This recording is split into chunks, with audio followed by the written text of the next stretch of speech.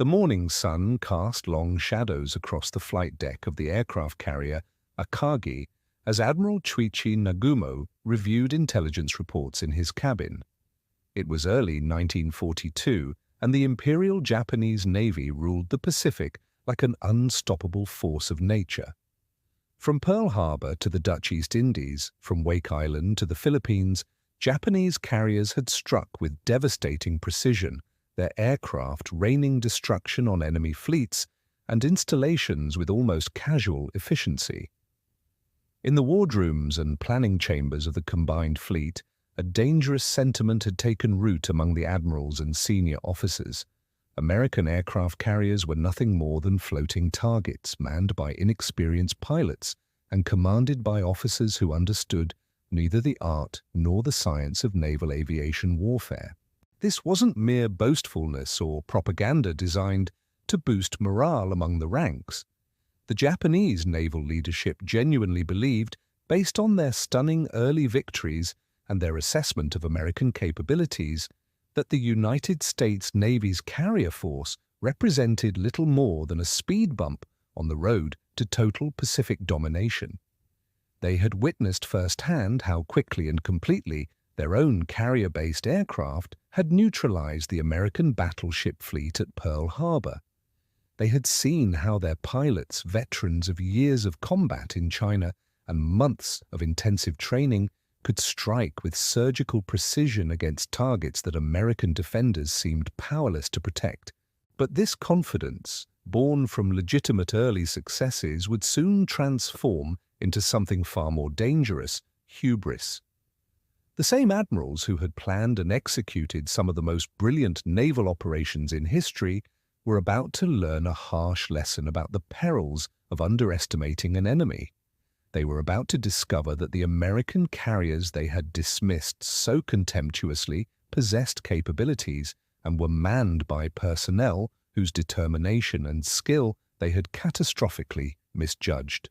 Before we dive into this story of pride, miscalculation, and ultimate reckoning, I want to provide a warm warning that all characters, places, and specific dialogue in this narrative are fictional representations created for storytelling purposes.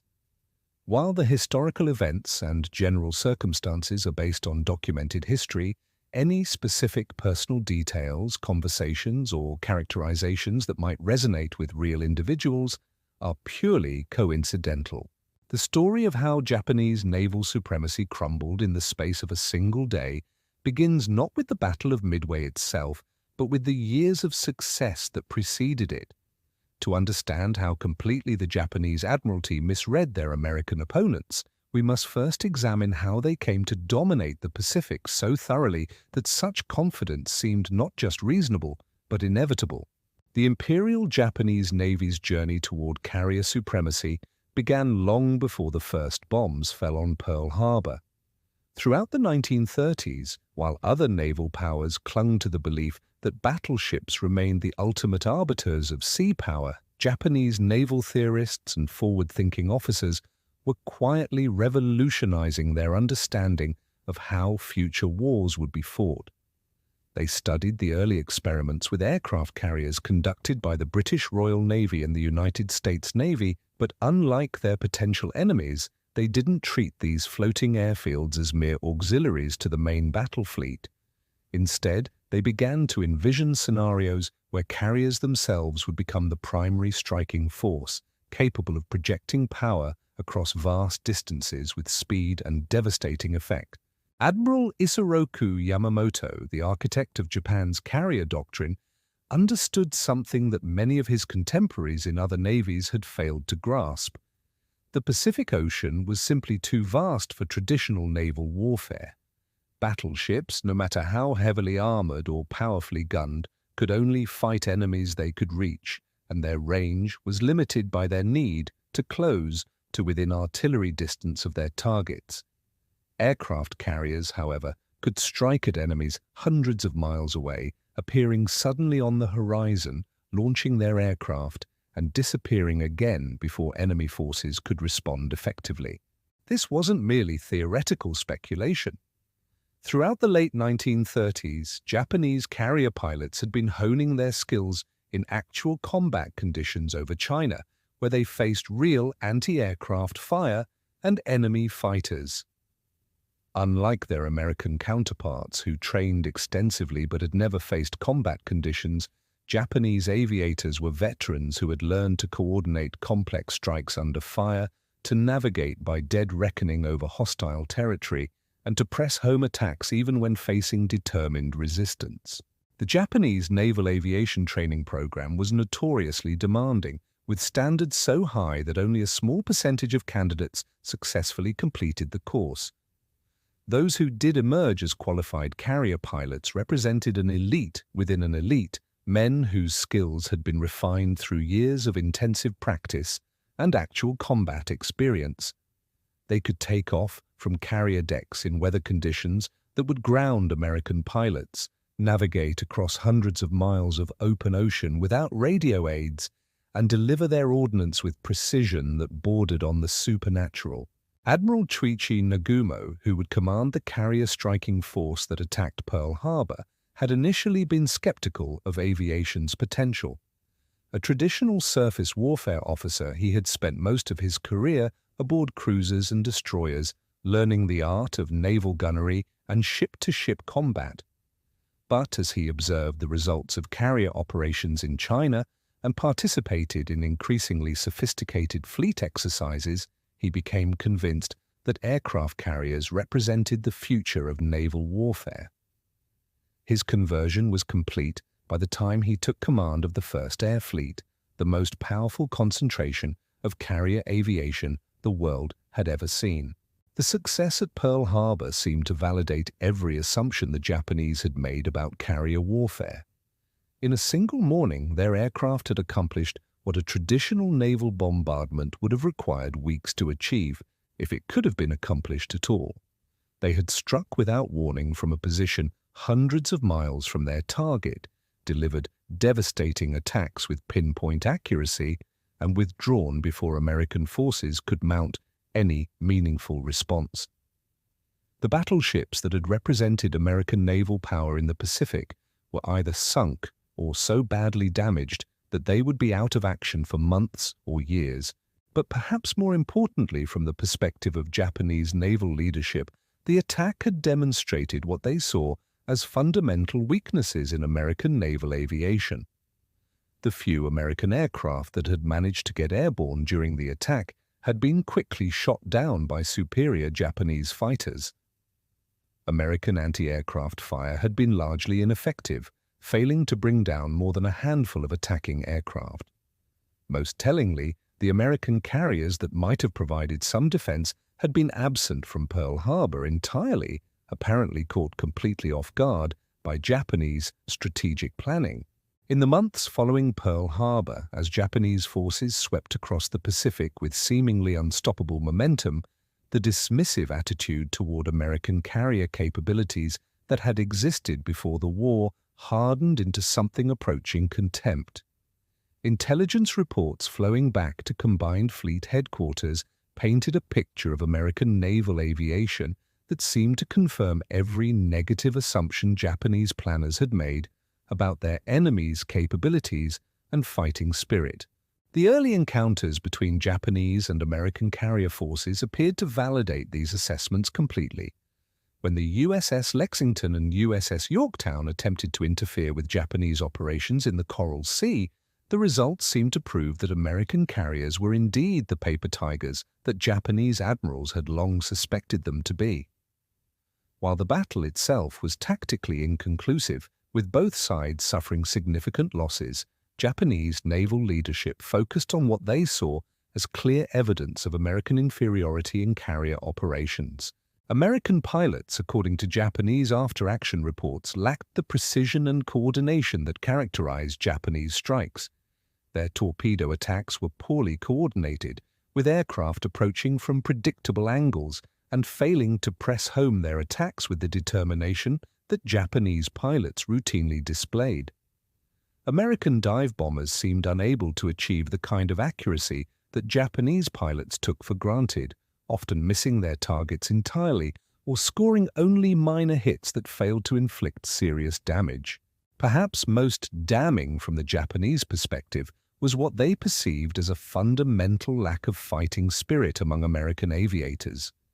Japanese pilots reported that American aircraft would often break off attacks when faced with determined fighter opposition, choosing to jettison their ordnance and flee rather than press home their attacks regardless of the cost. This stood in stark contrast to Japanese doctrine, which emphasized that pilots should be willing to sacrifice their lives to ensure mission success, and that no amount of enemy resistance should deter them from reaching their targets. The intelligence picture that emerged from these early encounters painted American carrier operations as fundamentally flawed at every level.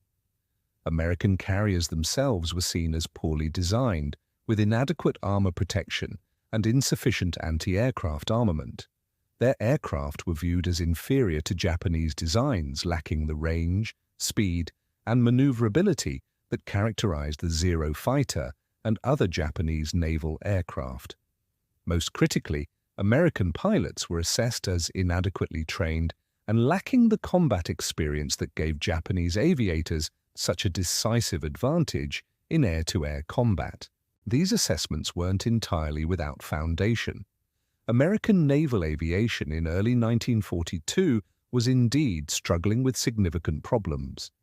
Many American pilots had never seen combat before Pearl Harbor, and their training, while extensive, had not prepared them for the realities of fighting against an enemy as skilled and experienced as the Japanese.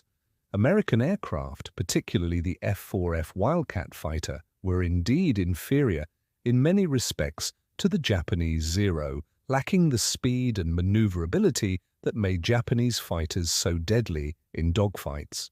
But what Japanese intelligence failed to recognize, or perhaps chose to ignore, were the signs that American naval aviation was rapidly adapting and improving. American pilots who survived their first encounters with Japanese forces were learning valuable lessons about enemy tactics and capabilities. American aircraft designers were working frantically to develop new fighters and bombers that could match or exceed Japanese performance. Most importantly, American industrial capacity was beginning to produce carriers, aircraft, and trained personnel at a rate that would soon dwarf anything Japan could achieve. The cultural factors that influenced Japanese assessments of American capabilities cannot be overlooked. Many Japanese naval officers had been educated in a tradition that emphasized spiritual strength and fighting spirit as the decisive factors in combat. From this perspective, American emphasis on technology and industrial production seemed to represent a fundamental weakness, a reliance on material advantages rather than the warrior spirit that Japanese officers believed was the true source of military effectiveness. This cultural bias led Japanese planners to consistently underestimate not just American technical capabilities, but also the determination and adaptability of American personnel. They saw American reluctance to accept heavy casualties as evidence of cowardice rather than tactical prudence. They interpreted American emphasis on coordinated attacks and mutual support as a sign of individual weakness rather than sophisticated tactical doctrine. The morning of April 18, 1942 began like any other in Tokyo. Citizens went about their daily routines, secure in the knowledge that their island nation remained inviolate, protected by thousands of miles of ocean, and the most powerful naval force in the Pacific. The idea that American bombers could somehow reach the Japanese home islands seemed so preposterous that it had barely been considered by military planners. Japan's defensive perimeter extended far into the Pacific, with bases and patrol aircraft positioned to detect any approaching enemy force long before it could pose a threat to the homeland. Then, at approximately noon, the air raid sirens began to wail across Tokyo, Yokohama, Nagoya, and Kobe. For the first time since the Mongol invasions of the 13th century, foreign aircraft were attacking Japanese soil. The psychological impact was immediate and devastating, not just among the civilian population, but within the highest levels of the Imperial Japanese Navy's command structure. The Doolittle Raid, as it came to be known, was a masterpiece of audacious planning and flawless execution that caught the Japanese completely off guard. 16 B-25 Mitchell bombers launched from the deck of the USS Hornet at a distance of over 600 miles from Japan had somehow penetrated what Japanese planners had considered an impregnable defensive perimeter. The bombers themselves inflicted relatively minor physical damage, but the strategic and psychological impact of the raid was enormous. For Admiral Yamamoto and the other senior leaders of the combined fleet, the Doolittle raid represented a catastrophic intelligence failure and a fundamental challenge to their assumptions about American capabilities. The raid demonstrated that American carriers could operate far closer to Japan than anyone had believed possible, that American pilots possessed the skill and determination to carry out extremely hazardous, long-range missions, and most importantly, that the defensive perimeter that was supposed to protect Japan was far more porous than anyone had imagined. The technical achievement represented by the raid was staggering. Launching heavily loaded Army bombers from a Navy carrier deck was something that had never been attempted before, requiring modifications to both the aircraft and the carrier, as well as intensive training for pilots who had never operated from ships. The navigation required to find targets in Japan and then continue on to airfields in China represented a feat of airmanship that Japanese planners had not believed American pilots capable of achieving. But perhaps most disturbing from the Japanese perspective was what the raid revealed about American strategic thinking and operational planning. The Americans had somehow managed to position a carrier task force within striking distance of Japan without being detected by Japanese patrol aircraft or submarines. This suggested that American intelligence about Japanese patrol patterns and defensive dispositions was far more sophisticated than anyone had suspected, and that American operational security was good enough to conceal the movement of major naval forces across thousands of miles of ocean. The immediate Japanese response to the Doolittle raid was a mixture of rage, embarrassment, and determination to ensure that such an attack could never be repeated. Emperor Hirohito himself demanded explanations from his military leaders about how American bombers had been allowed to attack the sacred soil of Japan. The Japanese press, while heavily censored, could not entirely conceal the fact that the homeland had been attacked, leading to uncomfortable questions about the effectiveness of Japan's military leadership.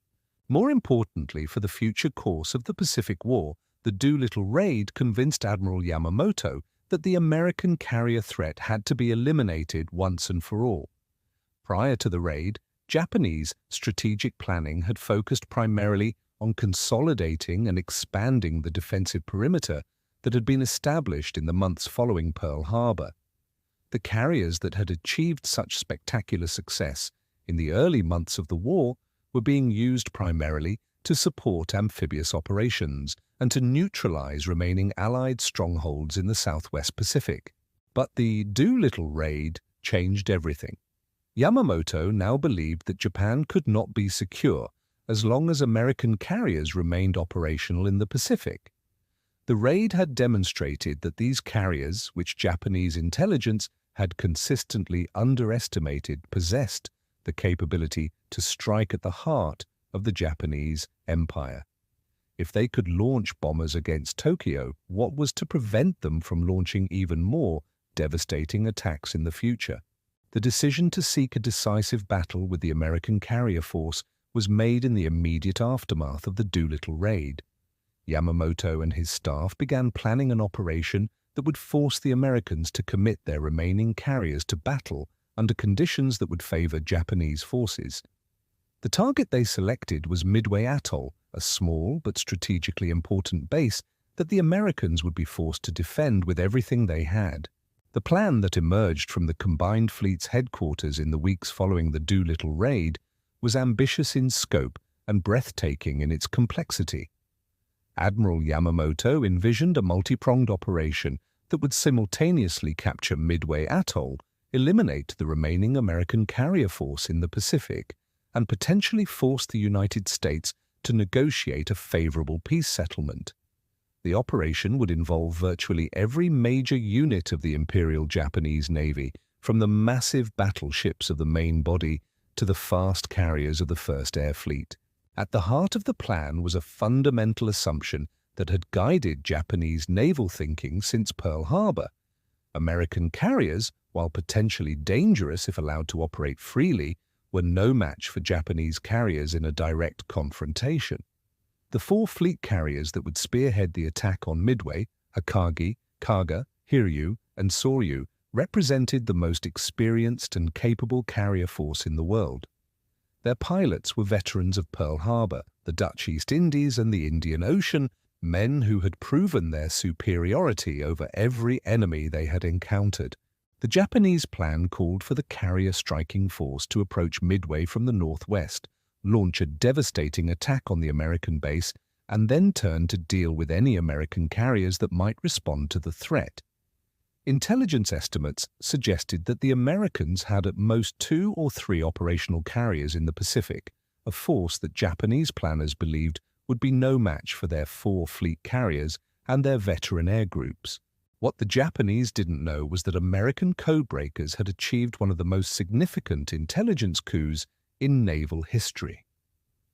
Working around the clock at Pearl Harbor and Washington, teams of cryptanalysts had succeeded in breaking enough of the Japanese naval code to provide Admiral Chester Nimitz with detailed advance warning of Japanese intentions. The Americans knew not only that Midway was the target, but also the approximate timing of the attack, the composition of the Japanese force, and even some details about Japanese tactical plans. This intelligence advantage allowed the Americans to prepare a reception for the Japanese that would turn their carefully laid trap into a disaster of unprecedented proportions. Instead of the 2 or 3 carriers that Japanese intelligence estimated, the Americans would have 3 fleet carriers waiting in ambush northeast of Midway. The USS Enterprise and USS Hornet, veterans of the Doolittle raid, would be joined by the USS Yorktown, hastily repaired after suffering damage in the Coral Sea and rushed back into service in record time. But even with this intelligence advantage, American commanders harbored no illusions about the challenge they faced. The Japanese carriers approaching Midway represented the most formidable naval aviation force ever assembled. Their pilots had more combat experience than any other aviators in the world, their aircraft were proven in battle, and their tactical coordination had been refined through months of successful operations. The Americans would be fighting with hastily trained replacement pilots, aircraft that were in many cases inferior to their Japanese counterparts, and tactical doctrines that were still being developed through trial and error. Admiral Raymond Spruance, commanding the Enterprise and Hornet task forces, understood that his only chance of success lay in achieving complete surprise and striking the Japanese carriers while their aircraft were either attacking Midway or being refueled and rearmed on their flight decks. The timing would have to be perfect, the coordination flawless, and the execution carried out with a precision that would leave no room for error. The stage was set for what would become the most decisive naval battle of the Pacific War. On one side, the cream of the Imperial Japanese Navy, confident in their superiority and expecting to add another victory to their string of successes. On the other, a smaller American force, outnumbered and outgunned, but possessing the priceless advantage of knowing exactly when and where their enemies would appear. As the Japanese fleet steamed toward Midway in the first days of June 1942, the admirals and senior officers aboard the flagship carriers remained supremely confident in the outcome. They had studied the intelligence reports about American carrier capabilities, they had observed American performance in previous battles, and they had concluded that their enemies simply lacked the skill, experience, and fighting spirit necessary to challenge Japanese naval supremacy. Admiral Nagumo, commanding the carrier striking force from his flagship Akagi, reviewed his battle plans with the calm assurance of a man who had never known defeat. His 4 carriers embarked some of the finest pilots in the world, men who had proven their superiority in every engagement they had fought. His aircraft were the products of years of development and refinement, designed specifically for carrier operations and proven in combat from Pearl Harbor to Ceylon. The Japanese approach to Midway was methodical and professional, reflecting the high standards of seamanship and tactical coordination that had made the Imperial Japanese Navy the terror of the Pacific. The carriers maintained perfect formation as they steamed through the night, their flight decks spotted with aircraft that would launch at dawn to begin the destruction of American defenses on Midway. Everything proceeded according to plan, with the precision and efficiency that had characterized every Japanese naval operation since the beginning of the war. But unknown to the Japanese commanders, their every move was being tracked by American submarines and patrol aircraft. The trap that Admiral Nimitz had set was closing around them, and the carriers that they expected to brush aside like annoying insects were already moving into position to deliver a blow that would shatter Japanese naval supremacy forever. Dawn broke clear and calm over the Pacific on June 4, 1942, revealing a scene that would have been familiar to any observer of Japanese naval operations over the previous 6 months. The 4 fleet carriers of the 1st Air Fleet steamed in perfect formation through the gentle swells, their flight decks bustling with activity as ground crews prepared aircraft for the morning strike against Midway. The rising sun illuminated the red circles on wings and fuselages, the same symbols that had brought terror to Pearl Harbor, Darwin, and Colombo. Admiral Nagumo stood on the bridge of the Akagi, watching with satisfaction as the first wave of attack aircraft began launching from his 4 carriers. 108 aircraft, dive bombers, torpedo planes, and fighters rose from the flight decks and formed up for the flight to Midway. It was a sight that never failed to impress him. The perfect coordination of hundreds of men working together to project Japanese power across hundreds of miles of ocean.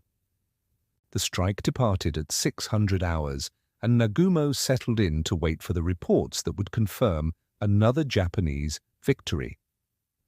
Intelligence estimates suggested that Midway's defenses were relatively light, manned by Marines and Navy personnel who lacked the experience and equipment to mount effective resistance against veteran Japanese pilots.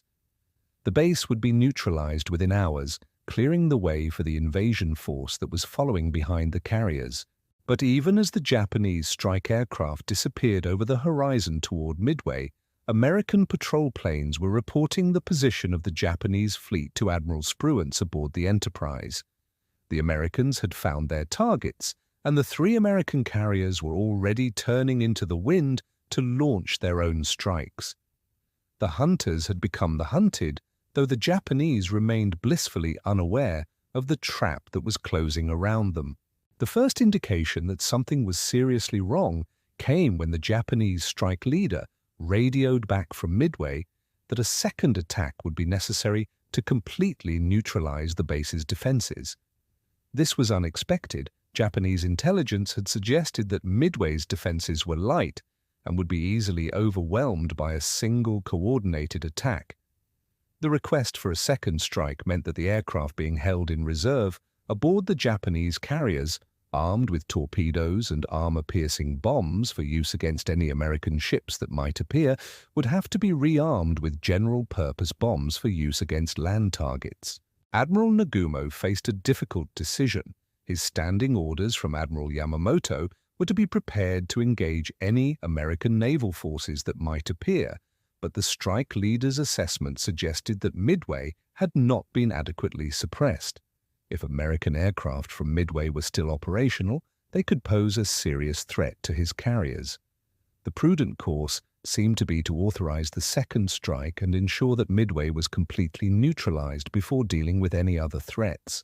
The order went out to rearm the reserve aircraft, and the hangar decks of all 4 carriers became scenes of frantic activity as ordnance crews worked to remove torpedoes and armor-piercing bombs and replace them with general-purpose bombs suitable for attacking land targets. It was dangerous work, made more hazardous by the need for speed, and soon the hangar decks were cluttered with ordnance, fuel lines, and aircraft in various stages of preparation. At 700 hours, just as the rearming operation was reaching its peak intensity, a Japanese patrol plane reported sighting American naval forces to the northeast of the Japanese fleet. The report was fragmentary and unclear. The pilot reported seeing what appeared to be cruisers and destroyers, but made no mention of carriers. This was puzzling, since American cruisers and destroyers operating so far from any base would almost certainly be escorting carriers. Nagumo found himself facing an agonizing dilemma. If there were indeed American carriers in the area, his reserve aircraft should be armed with torpedoes and armor-piercing bombs to attack them. But the rearming operation was already well underway, and reversing it would take precious time, during which his carriers would be vulnerable to attack. Moreover, the patrol plane's report was ambiguous. There might not be any carriers out there at all. The decision to continue with the rearming operation and launch a second strike against Midway would prove to be one of the most fateful in naval history. Even as Japanese ordnance crews worked frantically to prepare their aircraft for another attack on the atoll, American dive bombers were already approaching the Japanese fleet from high altitude, their pilots searching for the carriers that intelligence had told them would be somewhere in the area. At 900 hours, lookouts aboard the Japanese carriers began reporting aircraft approaching from the southeast. These were not the returning aircraft from the Midway strike, which were expected from the southwest, but unidentified aircraft that could only be American. The first attacks came from torpedo planes launched from the Hornet and Enterprise, obsolete TBD devastators that approached the Japanese carriers at low altitude in the face of withering anti-aircraft fire and swarms of Zero fighters. The torpedo attacks were a disaster for the Americans. The TBD devastators were slow and vulnerable, and Japanese fighters and anti-aircraft fire shot them down in appalling numbers. Of the 41 torpedo planes that attacked the Japanese carriers, only 6 survived, and not a single torpedo hit was achieved. Japanese sailors cheered as the last of the American torpedo planes crashed into the sea, their crews convinced that they had just witnessed another demonstration of American incompetence and Japanese superiority. But the torpedo attacks, while unsuccessful in themselves, had served a crucial purpose. They had drawn the Japanese fighter cover down to low altitude and scattered the Zero fighters across the sky as they pursued the fleeing American aircraft. The Japanese carriers, their flight decks crowded with aircraft being prepared for the second strike on Midway, were momentarily defenseless against attack from high altitude. At 10:24 hours, Lieutenant Commander Wade McCluskey, leading 37 SBD Dauntless dive bombers from the Enterprise, spotted the Japanese carriers far below. The sight that greeted him was a dive bomber pilot's dream. 4 large carriers steaming in formation, their flight decks packed with aircraft, fuel lines, and ordnance. There were no Japanese fighters at altitude to interfere with his attack, and the carriers were too close together to avoid concentrated bombing. McCluskey's dive bombers rolled over into their attacks just as aircraft from the Yorktown appeared from another direction. In the space of 5 minutes, the entire course of the Pacific War was decided. Bombs crashed through the flight decks of the Akagi, Kaga, and Soryu, detonating among the aircraft, fuel, and ordnance that cluttered their hangar decks. Secondary explosions ripped through the ships as aviation gasoline ignited and torpedo warheads detonated.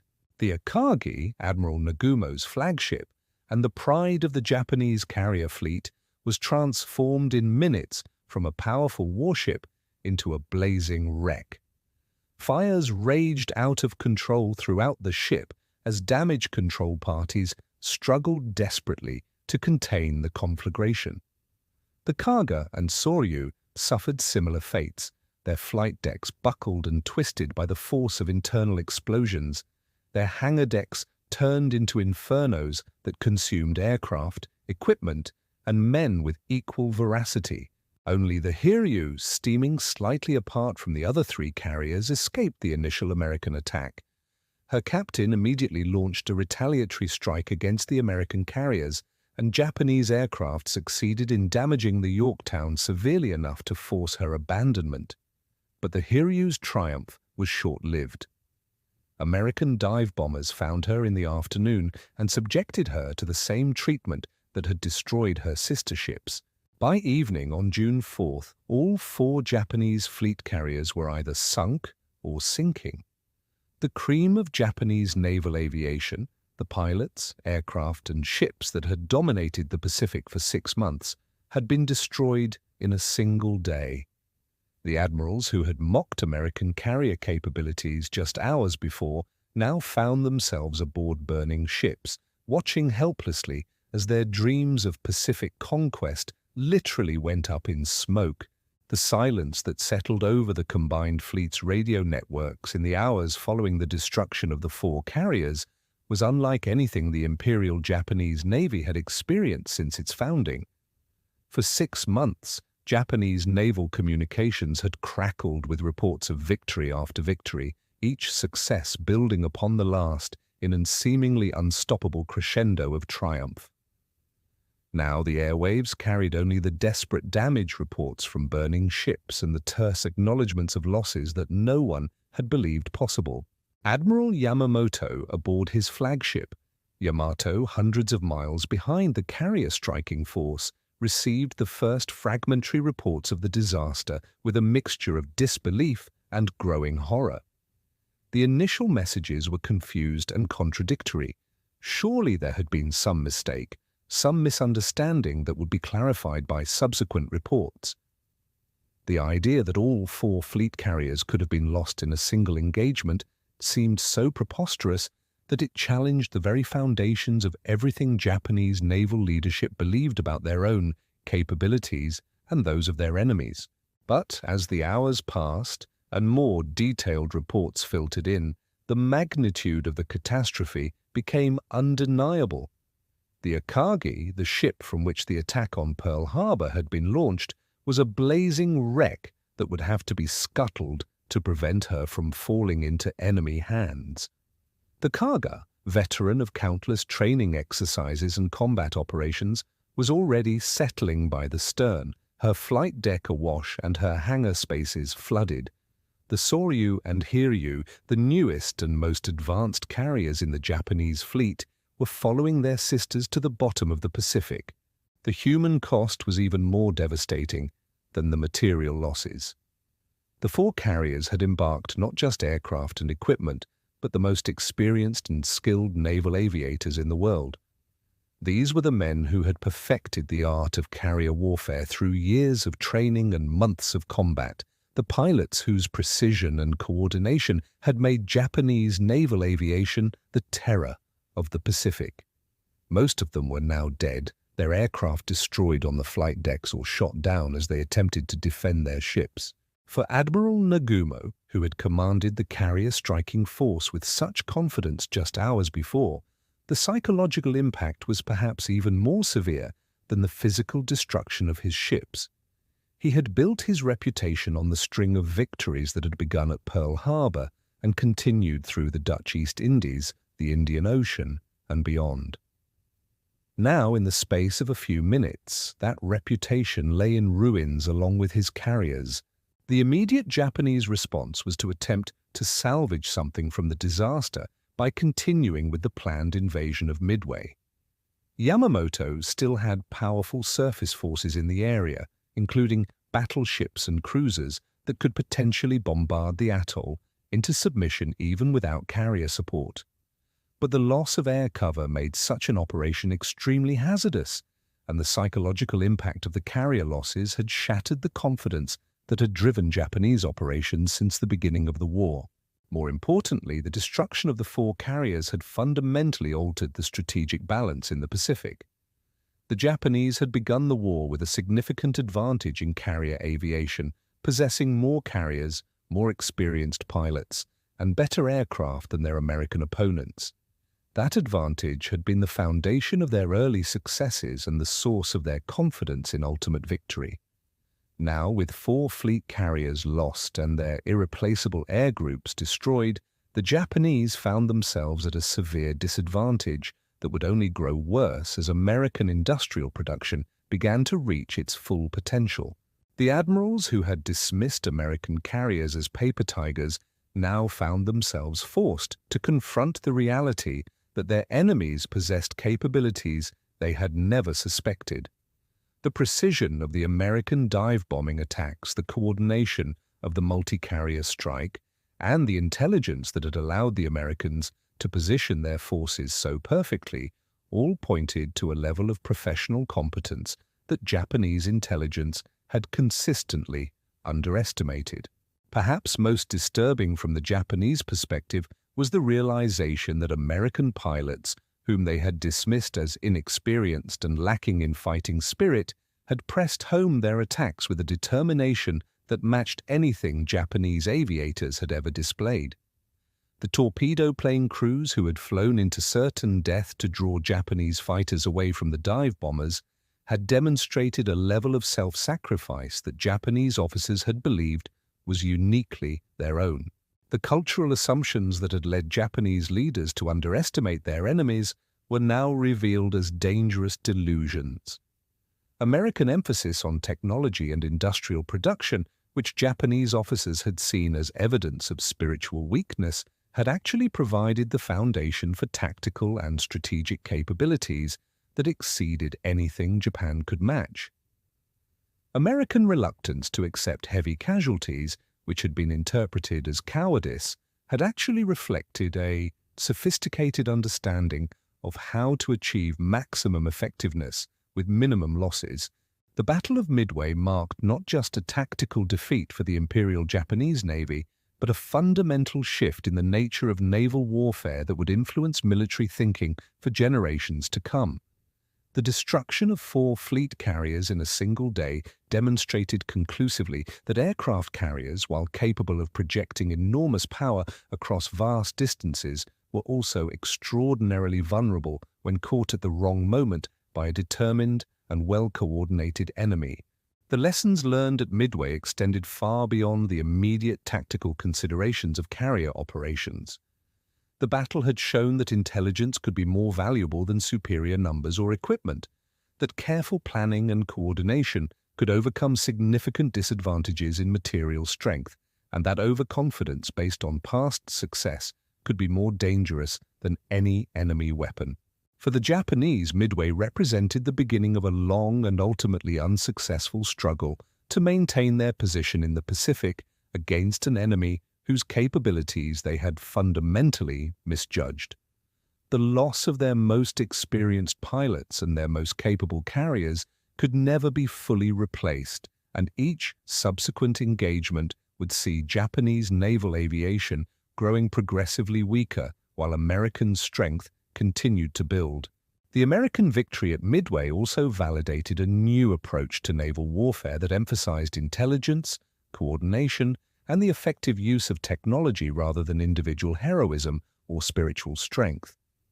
The battle had been won not by superior courage or fighting spirit, but by superior information, better planning, and more effective execution of complex tactical operations.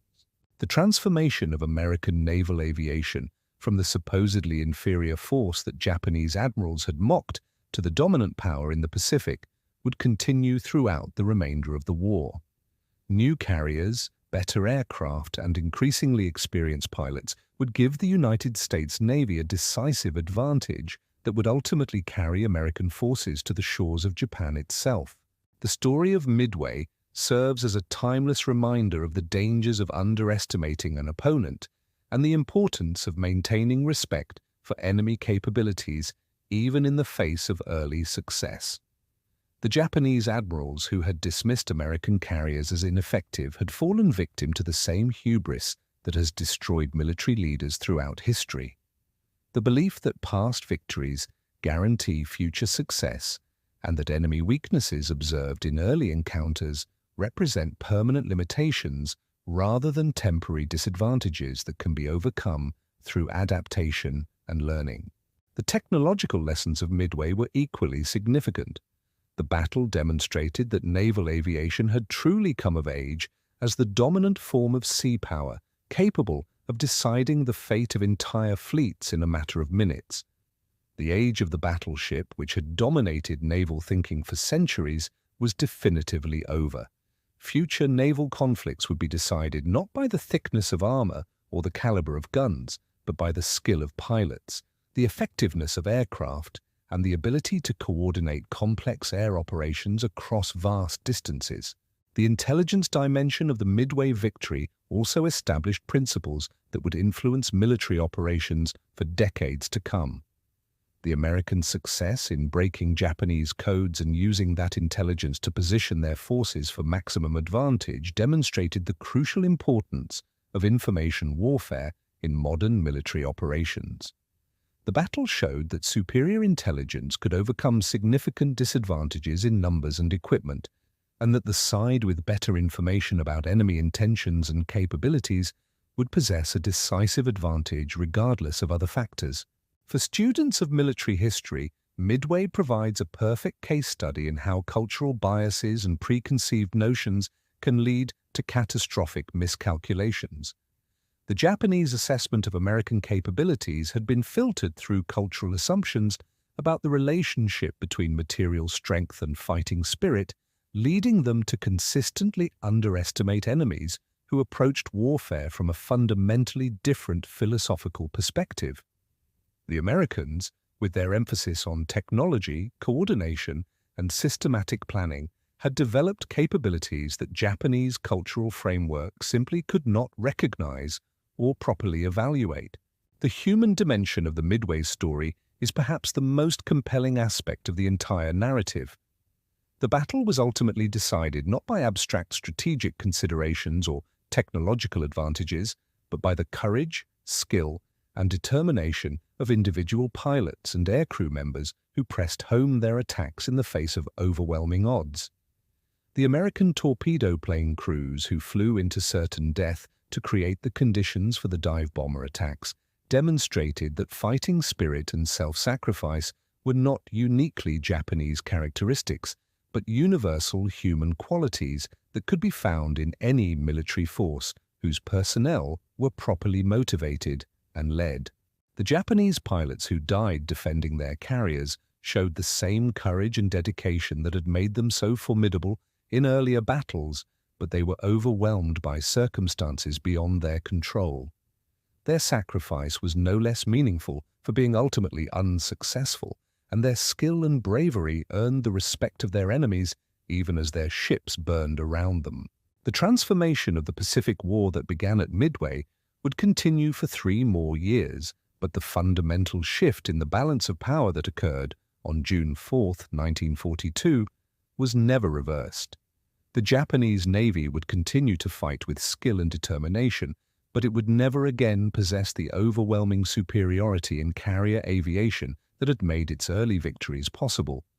Each subsequent battle would see American forces growing stronger, while Japanese capabilities continued to decline, leading inexorably to the final defeat of the Imperial Japanese Navy and the end of Japan's dreams of Pacific domination.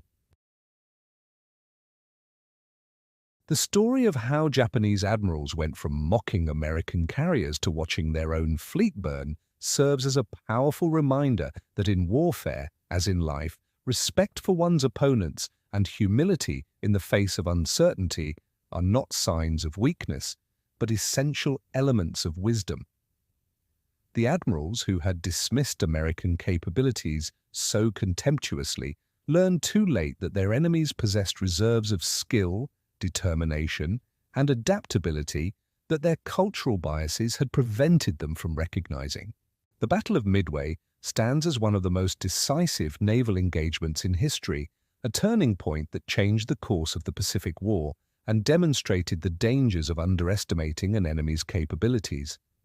The Japanese admirals who had mocked American carriers discovered that their contempt was based on incomplete information and cultural prejudices rather than accurate assessment of enemy capabilities.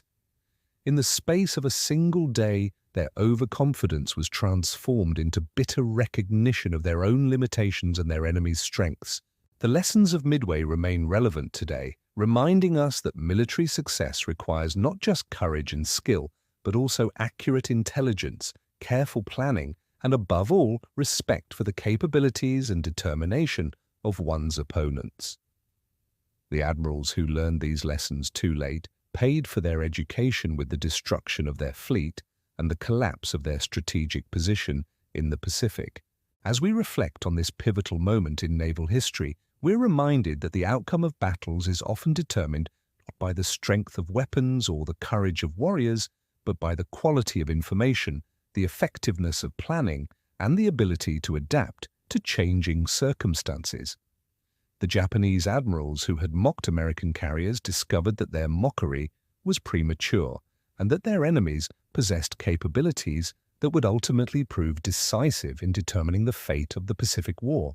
If you found this deep dive into one of history's most dramatic naval reversals as fascinating as I did researching and presenting it, please consider hitting that like button and subscribing to Prisoners from History for more untold stories of courage, miscalculation, and the moments that changed the world. Your support helps us continue bringing these incredible historical narratives to life, and there are so many more remarkable stories waiting to be told. Until next time, remember that history's greatest lessons often come from understanding not just what happened, but why the people involved made the decisions they did with the information they had at the time.